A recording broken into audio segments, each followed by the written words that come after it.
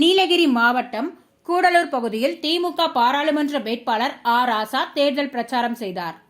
நடைபெற இருக்கின்ற நாடாளுமன்ற தேர்தலில் திராவிட முன்னேற்றக் கழகம் சார்பில் கூட்டணி கட்சிகளின் ஆதரவோடு 3வது முறையாக நீலகிரி பாராளுமன்ற வேட்பாளராக தமிழக முதல்வரால் உங்களிடம் ஒப்படைக்கப்பட்டுள்ளேன். 3 ஆண்டுகால ஆட்சியில் கொரோனா உச்சகட்டத்தில் இருந்தபோது கொரோனாவை அடக்கி கட்டுக்குள் கொண்டு வந்தது. அது மட்டும் அல்லாமல் கொரோனாவால் முடங்கி கிடந்த மக்களுக்கு குடும்ப அட்டைக்கு 4000 ரூபாய் வழங்கி தேர்தல் அறிக்கையில் சொன்னபடி மகளிர் உரிமை தொகை ரூபாய் 1000 அதையும் வழங்கிக் கொண்டிருக்கிறார். அனைவரும் உதயசூரியன் சின்னத்திற்கு வாக்களித்து மீண்டும் என்னை நாடாளுமன்றத்துக்கு அனுப்பி வையுங்கள் என்று பிரச்சாரத்தில் மக்களிடம் கேட்டுக்கொண்டார் ராசா.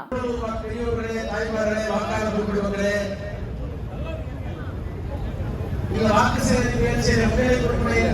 நம்முடைய மாவட்ட கழகத்துடைய செயலாளர் உருவாக்குவர்களே, நம்முடைய மாண்புமிகு அமைச்சர் ராமச்சந்திரன் அவர்களே, தொகுதி பொறுப்பாளர் அருமை சகோதரர் பல்லவி ராஜா அவர்களே, கழகத்தினுடைய பல்வேறு நிர்வாகத்தில் பணியாற்றுகிற அன்றைக்குரிய ரவிக்குமார், திராவிட மணி காசலிங்கம், இளந்தெளியன், ஜாக்கத்தலி உள்ளிட்ட இந்த பகுதியில் இருக்கின்ற கழக நிர்வாகிகளே, காங்கிரஸ் பேரியக்கத்தின் சார்பில் கலந்து கொண்டிருக்கிற அம்சா, அனஸ், ரவி, இந்திய கம்யூனிஸ்ட் கட்சியுடைய தனி, மார்க்சிஸ்ட் கம்யூனிஸ்ட் கட்சியுடைய பாஸ்கரன் வாசு, விடுதலை சிறுத்தை இயக்கத்தினுடைய சகாதேவன் புவனேஸ்வரன், அதே போல நம்முடைய இஸ்லாமிய அமைப்புகளை சேர்ந்த அன்சாரி, சாந்தி பாபு உள்ளிட்ட நம்முடைய கூட்டணி கட்சியுடைய அறுவடை நண்பர்களே, உங்கள் அனைவருக்கும் என்னுடைய வணக்கத்தை தெரிவித்துக் கொள்கின்றேன். நடைபெற இருக்கின்ற நாடாளுமன்ற தேர்தலில் திராவிட முன்னேற்ற கழகத்தின் சார்பில் கூட்டணி கட்சியுடைய ஆதரவோடு மீண்டும் இந்த அடிபாபா முஸ்லீம் கட்சியை சார்ந்த அடிபாவர்களே, விஜயராட்சி தொப்பி அடிபாவர்களே, உங்கள் அனைவருக்கும் என்னுடைய வணக்கத்தை தெரிவித்துக் கொண்டு நடைபெற இருக்கின்ற நாடாளுமன்ற தேர்தலில் திராவிட முன்னேற்ற கழகத்தின் சார்பில் இந்தியா கூட்டணி கட்சியுடைய ஆதரவோடு மீண்டும் உங்களிடத்தில் ஒப்படைத்திருக்கிறார் தமிழ்நாட்டுடைய முதலமைச்சர், திராவிட முன்னேற்ற கழகத்துடைய தலைவர்.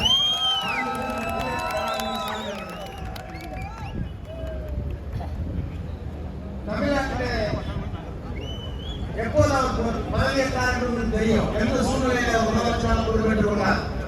கொரோனா உச்சகட்டத்தில் இருக்கிற போது பொறுப்பேற்று அந்த கொரோனா நோயை கட்டுப்படுத்தி எடப்பாடி பழனிசாமி நடத்திய மூதாதித்தனமான ஆட்சியை வைத்துட்டு போன 5 லட்சம் கோடி கடனை கட்டி சென்னையிலே ஒரு மிகப்பெரிய வெள்ளம், அந்த வெள்ளத்துக்கு நிவாரணம் வந்து 3 சவால்களை எதிர்கொண்டு அதற்கு பிறகு கொடுத்த வாக்குறுதியான கொரோனா பெருந்தொற்றால் வாழ்வாதாரத்தை இழந்த அனைத்து குடும்ப அட்டைதாரர்களுக்கு 4000 ரூபாய் தருவேன் என்று சொல்லி அந்த ஒரே முதலமைச்சர் இந்தியாவிலே அவர்தான்.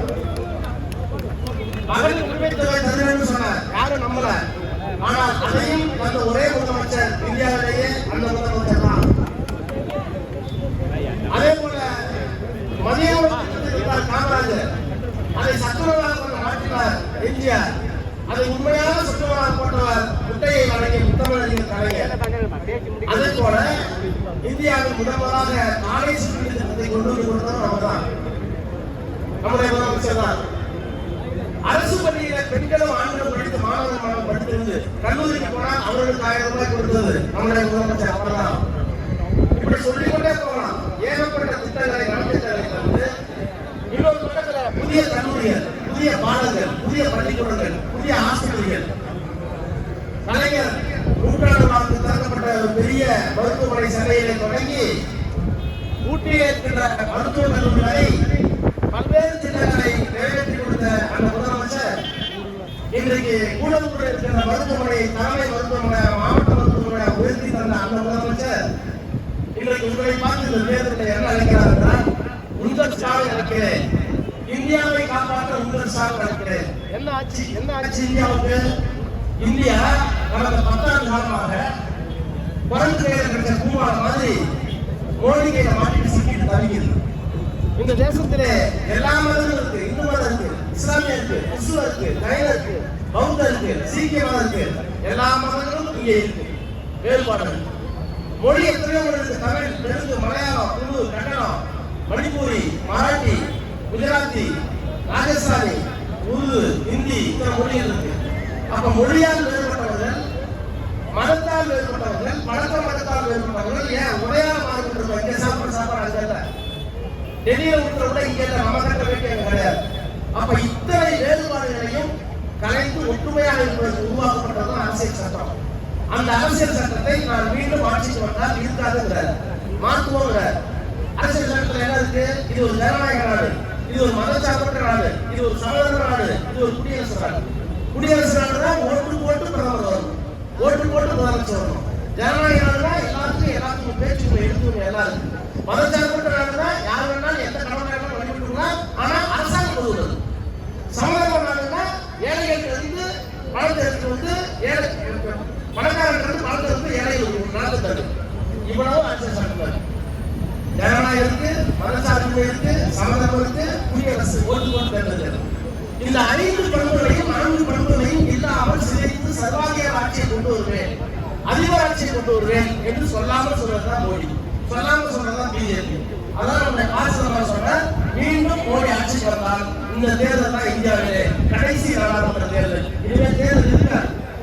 ஆக இப்படி அராஜக ஆட்சி, சர்வாதிகார ஆட்சி, மதவாத ஆட்சியை நடத்தி கொண்டிருக்கின்ற ஒரே மொழி, ஒரே மதம், ஒரே பண்பாடு, ஒரே உடை, ஒரே தேர்தல் தான் இருக்கணும்னு சொல்ற மோடி இருந்தால் அரசியல் சட்டம் இருக்காது. அரசியல் சட்டம் இந்தியா இருக்காது. இது ஒரு பக்கம். இன்னொரு பக்கம் பாருங்க, என்னென்ன வாக்குறுதிகளை இந்தியா கூட்டணி கொடுத்திருக்கு. நாங்கள் ஆட்சிக்கு வந்தால் சிலிண்டர் விலை 50 ரூபாய், நாங்கள் ஆட்சிக்கு வந்தால் பெட்ரோல் டீசல் விலை பரப்போம், நாங்கள் ஆட்சிக்கு வந்தால் 100 நாள் வேலை திட்டம் 150 உயர்த்தப்படும், சம்பளம் 40 ரூபாய், அதே போல தேயிலைக்கு 35 ரூபாய் கொள்முதல்களை தருவோம் சொல்லியிருக்கிறோம். இப்படி எத்தனையோ திட்டங்களை தந்து கொண்டிருக்கின்ற தலை இருக்கின்ற இந்த இந்தியா கூட்டணி ஒருவரும் இந்தியாவை சிதைத்து ஊழலில் தருகின்ற மதவையை தூண்டுகின்ற மோடி ஒரு பக்கம். எனவேதான் நம்முடைய முதலமைச்சர் உங்களை அழைக்கிறார், உங்கள் ஸ்டாலின் அழைக்கிறேன், இந்தியாவை காப்பாற்ற, அரசியல் சட்டத்தை காப்பாற்ற உங்கள் ஸ்டாலின் அழைக்கிறேன் சொல்கிறார். அந்த அழைப்பை ஏற்று மீண்டும் என்னை நாடாளுமன்றத்துக்கு அனுப்பி வையுங்கள், உதயசூரிய சின்னத்திலே வாக்களித்து என்னை நாடாளுமன்றத்துக்கு அனுப்பி வையுங்கள் என்று உங்கள் பொறுப்பாளர்களை வழங்கி விட்டு விடைபெறுகிறேன். நன்றி.